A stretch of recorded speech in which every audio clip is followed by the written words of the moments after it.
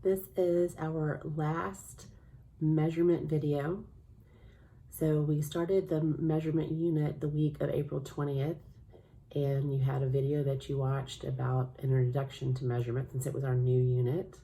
We also had video number 5, and that was on Does How I Measure Matter? Video number 6 was Shorter or Longer. Video number 7 was using a balance scale, and you also had an extra video on how to make a balance scale. Video 8 was on how heavy is it. Video 9 was ordering containers, and video 10 was riddle me. So you can really do riddles with anything, but that lesson was specifically about measurement. So this lesson that we're going to do today is just a review. So it's not anything new, just some reminders and important things that you need to remember when you are doing measurement or talking about measurement. So some big ideas that I really want you to remember are that attributes can be compared. So we first heard that word when we learned about shapes.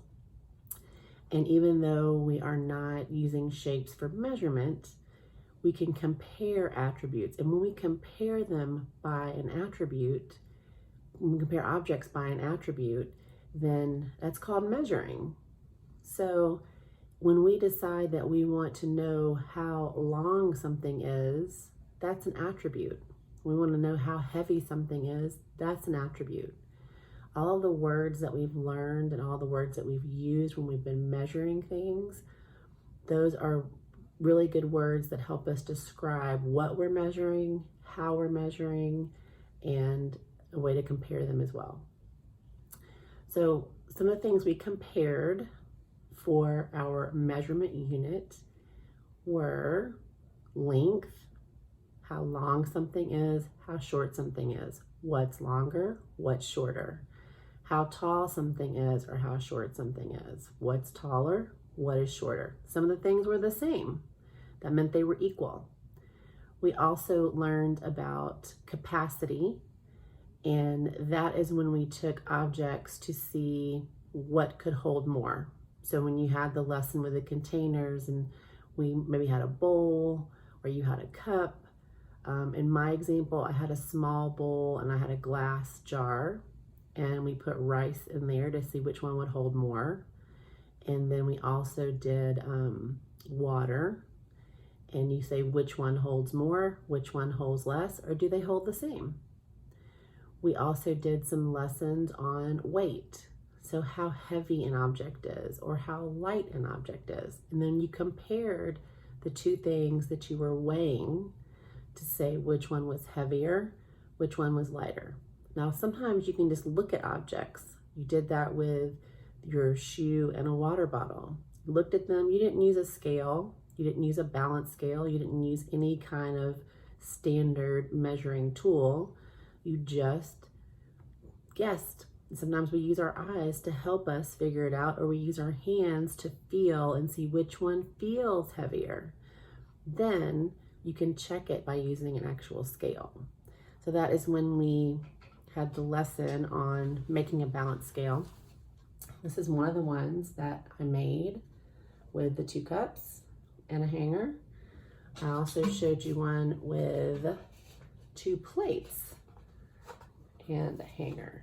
And these are some easy things that you can make at home. And I saw a lot of you sent me some pictures or videos, or sent your teachers videos of your own balance scales. So there are ways to weigh objects and compare them to see which is heavier and which is lighter, even if you don't have a real scale like we use at school.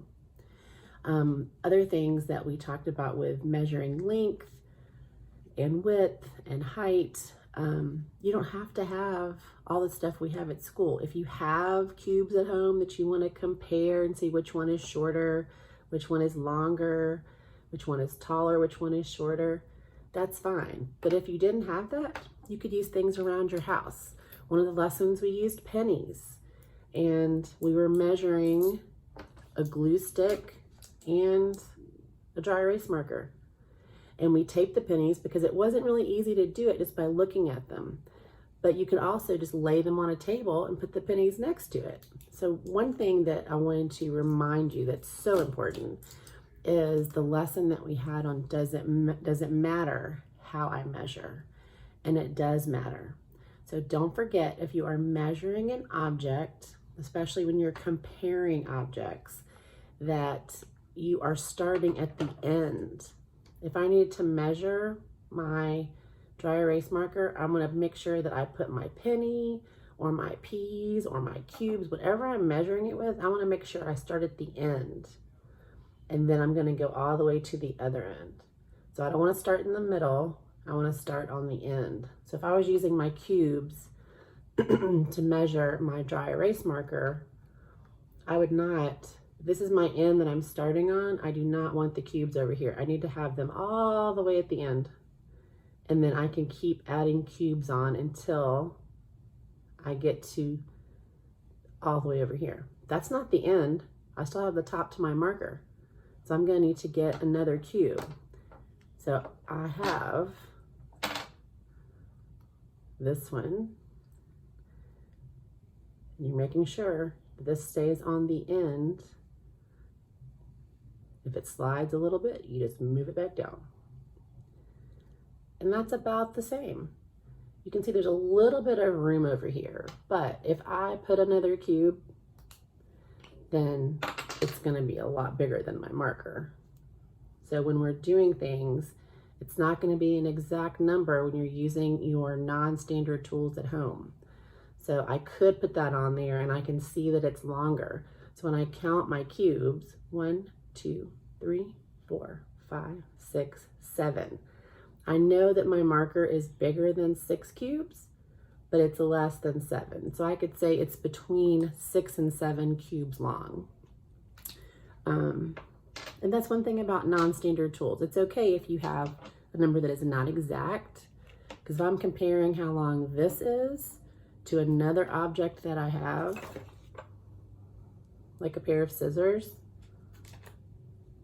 if I took my 7 cubes that I just had together for my marker, and I start at the end of my scissors, I'm going to need more cubes. I don't have enough cubes. So if I was comparing the length of my scissors to my dry erase marker, I still need more. Now, scissors, you notice these two are different. The one handle is a little bit longer, and I'm using that one because that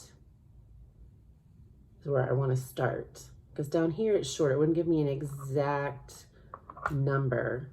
So if I add more cubes on, so if I count them, it's a little bit long. We'll take the one off. Sometimes they're not easy to take apart or put together. Okay. So if I have this many cubes, 1, 2, 3, 4, 5, 6, 7, 8, 9, 10, 11. 11 cubes. In my marker, it had a little more than 6, a little less than 7. So I can say that my scissors are longer than my marker, or I can say my marker is shorter than my scissors. Now, when you're comparing things, remember another thing that's important is that you're using the same thing to compare them with. So I would not measure my marker with cubes and then measure my scissors with pennies. Whatever you're comparing, you want to measure them with the same thing. So you can either measure both of them with cubes or both of them with markers, or both of them with pennies, but you would not use something different. So there's 2 things you have to remember. One, when you're measuring something for length, width, height, it's tall or short, you need to make sure that you are starting at the end before you measure, and that you're using the same thing to measure each of your objects. And then you can compare them and it's gonna be a better number. If I use pennies, my pennies and my cubes are different sizes, so that's not gonna be a great way to compare them.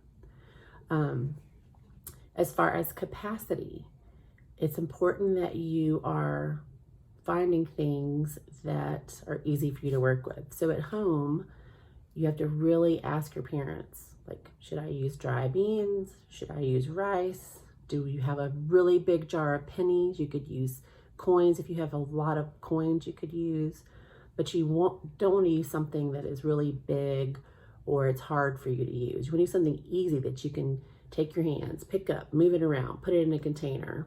And the containers you use, your mom or dad have to approve of those as well. I just used some Tupperware containers that I had for my water. I had a little bowl that I keep candy in, and I had a jar that had jelly in it. It was a clean jar. Jelly was gone, so I thought this would be a great container to use for one of my math videos. So, measuring, pick an attribute, measure that one attribute. When you're measuring length, width, height, tall, short, start on the end and go all the way to the other end. Whatever you're using to measure your objects with, make sure it's the same thing so you can compare them. Another thing with the videos that we watched is with the riddles. Riddles can be a lot of fun. And the reason we save that until the end is because you can really do riddles with anything, not just measurement. You can describe something to have someone guess. So when we did the riddles for measurement, we picked things like I am shorter than a marker. I am longer than a penny. So there are lots of things that could be longer than a penny or shorter than a marker. So there's not always one answer for a riddle. Sometimes you will have a riddle that only has one answer, but what's fun with math and comparing, and you can use the words shorter, longer. If we were saying heavier and lighter, you could have a riddle that says something like, I am heavier than a feather. I am lighter than a rock. That also has a lot of answers, because guess what? You could use rocks that are many different sizes. You just had a small rock that's not that heavy. You could have the object you're going to pick that's going to be the answer to your riddle is something you can find in your house that's lighter than that rock and heavier than that feather. But if you had a huge rock that you could barely pick up, there's so many more objects that will fit that riddle. So riddles are fun to make. You can do them with measurement. You can also do them with anything else, just that something to describe an object or something you're comparing or using math words. So before we finish, here's the math words. Longer, shorter, taller, shorter, heavier, lighter, holds more, holds less. So hopefully you'll remember all these words. You'll hear them again in the next few years for measurement. And I hope you've enjoyed all the videos. They're all still on our YouTube channel, so they're on there by week. There's a playlist for each week, so if you can't find the video, make sure you go on the tab that says playlist. Measurement started the week of April 20th. So if you want to look at that week, and then the week of April 27th, and then you'll have videos 5, math lessons 5, 6, 7, 8, 9, 10, the one on how to make a balance scale, and the one that's introduction to measurement. And this is just your review lesson. So if you have any questions, let your teachers know. If you want to show us any more of your examples from any of the lessons, please do that and post it on Seesaw so we can see them. So I hope you have fun reviewing all of the lessons and practicing your math words for measurement.